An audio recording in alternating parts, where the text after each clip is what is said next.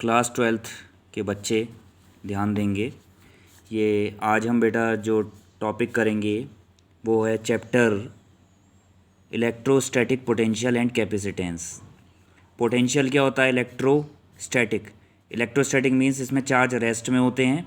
When we give the electric current they are getting electrically charged. Potential क्या होता है? V is equal to W upon Q, ठीक है। और capacitance क्या होता है? C is equal to Q upon V. V is equal to W upon Q and C is equal to Q upon we.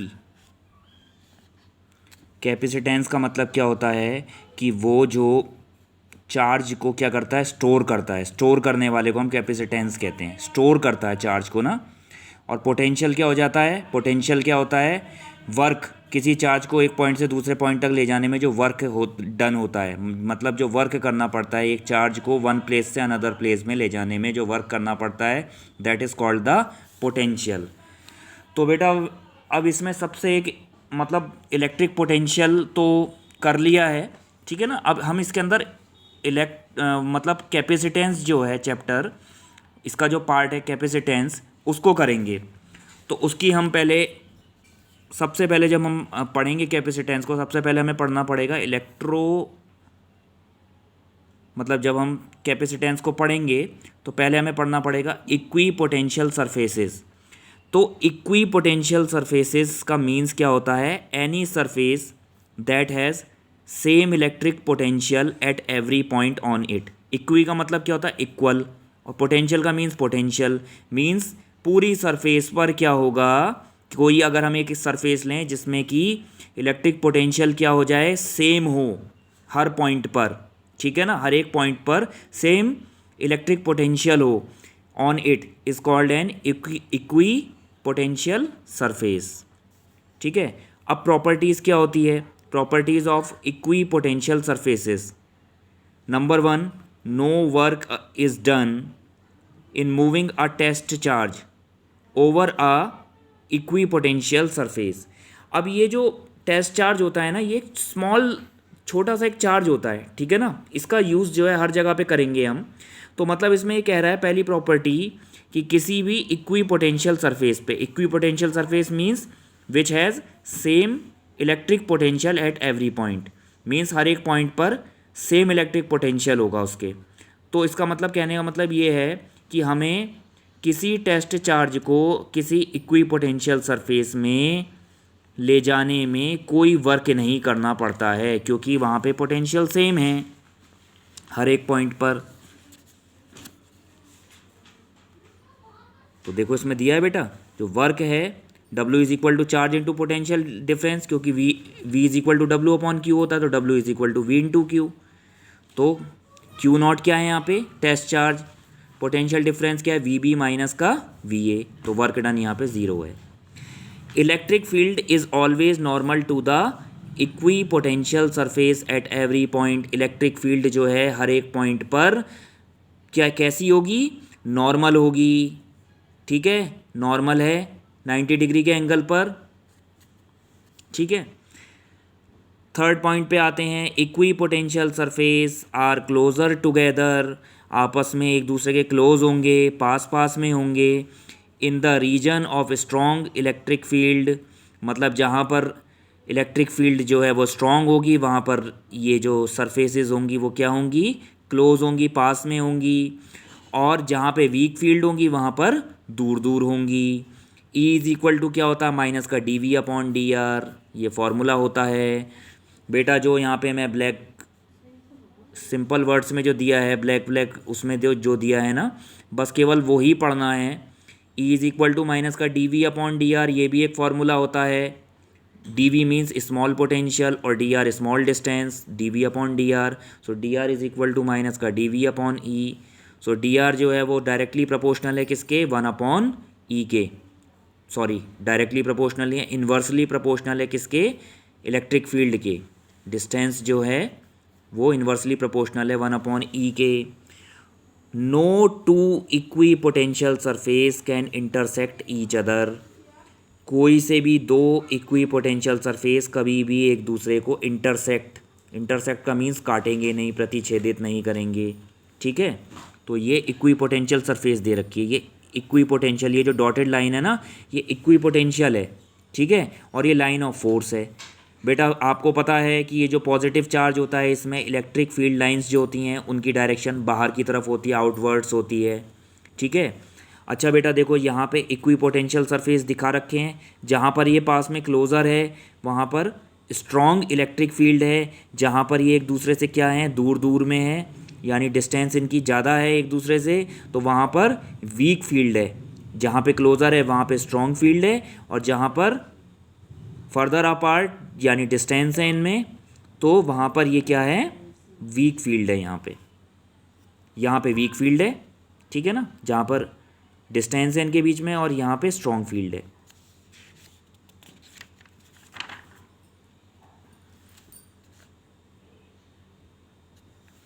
इसके बाद बेटा आता है इलेक्ट्रिक पोटेंशियल एनर्जी।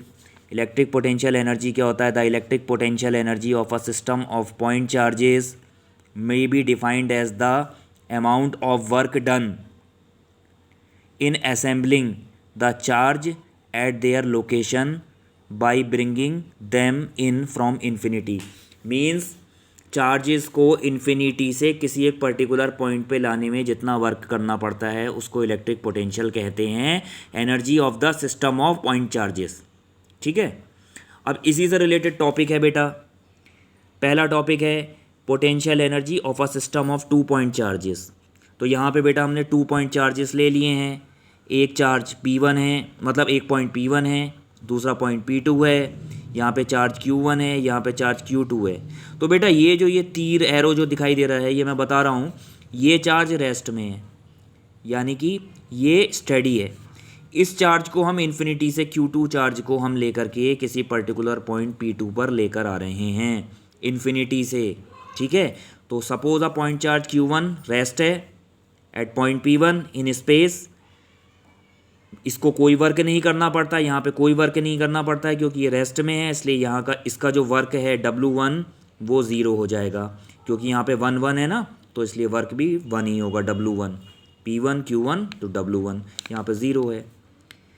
अब बेटा बात ये आती है कि electric potential due to charge Q1 at a point P2 point पर अगर हम चार्ज Q1 को ले रहे हैं, Q1 चार्ज का P2 पॉइंट पर हम क्या ले रहे हैं, इलेक्ट्रिक पोटेंशियल ले रहे हैं एट डिस्टेंस, इनकी डिस्टेंस क्या है, R12 दोनों के बीच में 1 और 2, R12, ठीक है। फ्रॉम P1 विल बी, तो V is equal to W upon Q होता है, W is equal to force into displacement होता है अपॉन Q, क्या होता है बेटा, V is equal to W upon Q होता है, W is equal to force into distance या डिस्प्लेसमेंट अपॉन Q, तो बस 1/4 pi epsilon naught Q naught upon R square, तो Q से Q कैंसिल हो जाएगा, R से R कैंसिल हो जाएगा, यहाँ पे Q की जगह पे हम ले लेंगे Q1, क्योंकि हम Q1 चार्ज का निकाल लें ना इस पॉइंट पर इलेक्ट्रिक पोटेंशियल, और डिस्टेंस कितनी है, R12। अब हम चार्ज Q2 को की बात कर रहे हैं जिसको हम इन्फिनिटी से लेकर आ रहे हैं इस पॉइंट पर, ठीक है ना, किस पे, P2 पॉइंट पर। तो इसके लिए वर्क W2 करना पड़ेगा, is equal to potential into charge.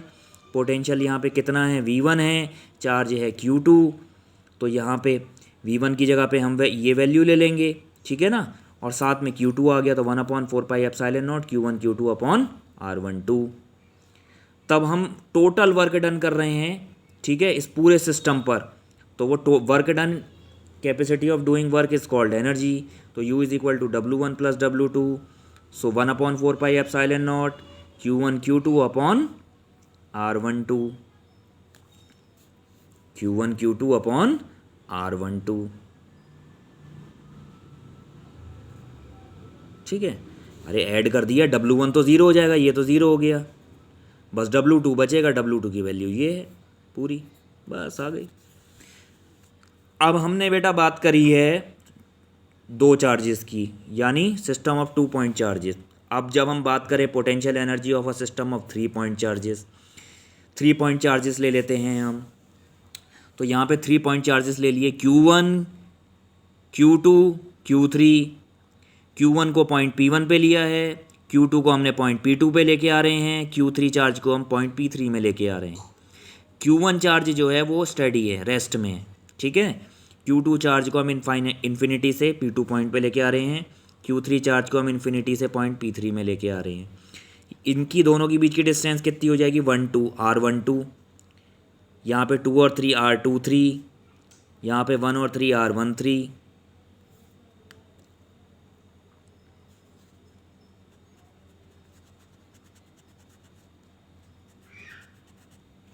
तब बेटा हम बात करते हैं कि अब हम ब्रिंग कर रहे हैं चार्ज Q3 को किस पे लेके आ रहे हैं, पॉइंट P3 पर, इन्फिनिटी से, ठीक है। तब हम बात कर रहे हैं now we bring the charge Q3 from infinity to point P3, work has to be done. तब हमें वर्क करना पड़ रहा है, has to be done against the forces exerted by Q1 and Q2। ये Q1 और Q2 चार्ज जो हैं ये फोर्स एक्सर्ट कर रहे होंगे इसमें ना, तो ये जो फोर्स एक्सर्ट कर रहे हैं इसके अगेंस्ट हमें वर्क करना पड़ रहा है इसको लाने में, ठीक है, इस चार्ज को यहाँ पे लाने में, ठीक है। तो अब हम उस वर्क को निकालेंगे। V इज इक्वल टू हमें पता है बेटा W/Q होता है, तो W3, क्योंकि यहाँ पे थर्ड चार्ज की बात कर रहे हैं ना, तो वर्क भी W3 ले लिया हमने, ठीक है। W3 is equal to potential at point P3 due to Q1 and Q2, यानी कि हमें जो मतलब पोटेंशियल का लगाना पड़ रहा है पॉइंट पे P3 पर, इस और इस चार्ज के की वजह से जो पोटेंशियल लगाना पड़ रहा है ना, क्योंकि V is equal to W/Q होता है ना, तो हम इसको जो लाने में, यहाँ पे लाने में जो पोटेंशियल लगाना पड़ रहा है वो लेंगे हम, potential at point P3 due to charge Q1 and Q2 into charge Q3, क्योंकि हम Q3 चार्ज को लेके आ रहे हैं ना, इसके और इसकी वजह से हमें ये मतलब जो है फोर्स लगा रहे हैं कि भाई तू यहाँ पे मत आ, ठीक है ना, लेकिन हमें वर्क करना पड़ेगा कि भाई तू यहाँ जा, P3 पॉइंट पर जा यहाँ पर, ठीक है। तो हमें वर्क लगाना पड़ रहा है, तो इस वर्क को हमने ले लिया potential at point P3 due to charge Q1 and Q2 into charge Q3। तो W3 इज इक्वल टू कितना हो गया, 1/4πε0 Q1/R13 plus Q2/R23 into Q3 की हमने अंदर मल्टीप्लाई कर दी, ठीक है। तब हम इलेक्ट्रोस्टैटिक पोटेंशियल एनर्जी निकालेंगे of the system of charges Q1 Q2 Q3, तीनों की निकाल ली हमने। तो बेटा जो W1 वर्क है ये तो ज़ीरो हो जाएगा, ठीक है। अब जो है क्योंकि ये चार्ज तो रेस्ट में है, बस ये और ये चार्ज ही तो मूव कर रहे हैं, तो इस चार्ज का तो वर्क आ गया, ये आ गया, ये Q1 Q3 upon R13, Q2 Q3 upon R23, और W2 चार्ज का भी आ गया, ठीक है, Q1 Q2 अपॉन R12, ठीक है। इसको हमने क्या ले लिया, एल्जेब्रिक सम ले लिया, ऑल पेयर्स, ठीक है। इसको हमने 1 को ले 1 ठीक है ना, ये जो है इसको हमने I ले लिया और इसको सेकंड वाले टर्म्स को J ले लिया अपॉन RIJ, ठीक है। अब हम जब इसको 2 सिग्मा में भी कर सकते हैं, I इज इक्वल टू 1 से लेके n तक, J इज इक्वल टू 1 से लेके n तक, जब I does not equal to J है, क्योंकि I और J की वैल्यू तो एक सी नहीं है ना, अलग अलग हैं, तो 1/2 भी हम बाहर में मल्टीप्लाई में ले लेंगे, QI QJ अपॉन RIJ।